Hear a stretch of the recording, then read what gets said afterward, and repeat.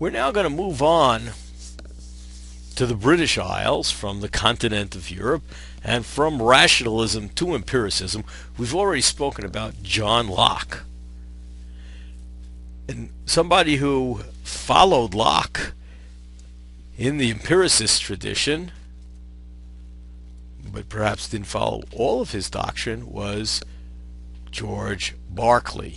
It's pronounced Berkeley like the basketball player, not Berkeley, although Berkeley, California is actually named after George Berkeley. And Berkeley, as I might have mentioned earlier, came from Ireland, and he certainly follows in the empiricist tradition. Knowledge is gained through the senses.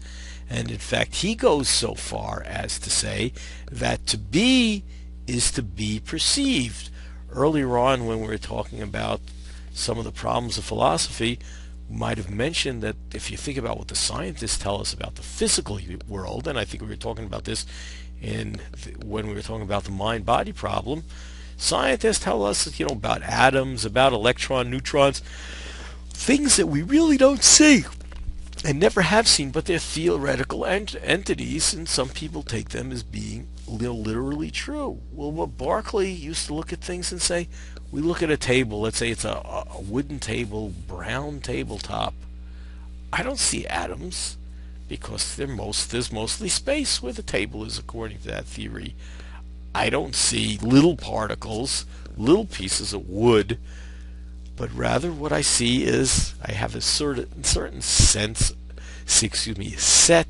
of sensations. I see brownness, I see the rectangular shape, I bang on it, I feel the hardness. So the way I know things is because I perceive them. That is, to be actually means to be perceived.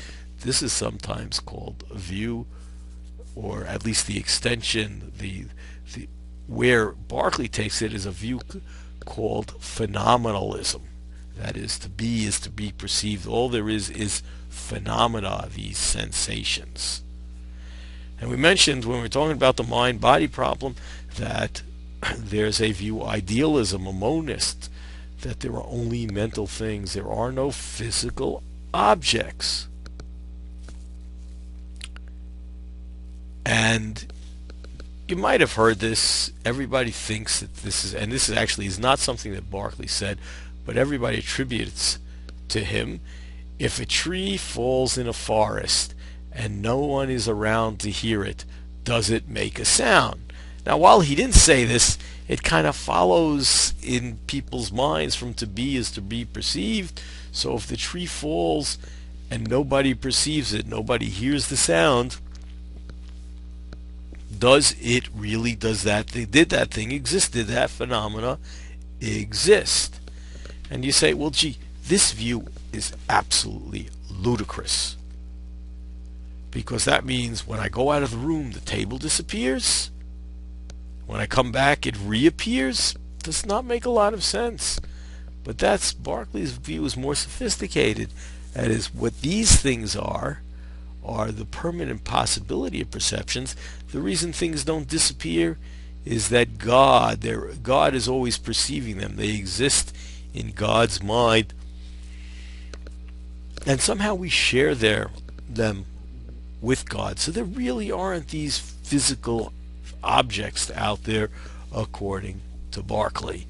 Interesting kind of view of metaphysics, the nature of the world. Interesting view about knowledge, because it gets around the problem of how do we get past our experiences. But we'll be spending a little bit more time when we get to epistemology about that particular problem.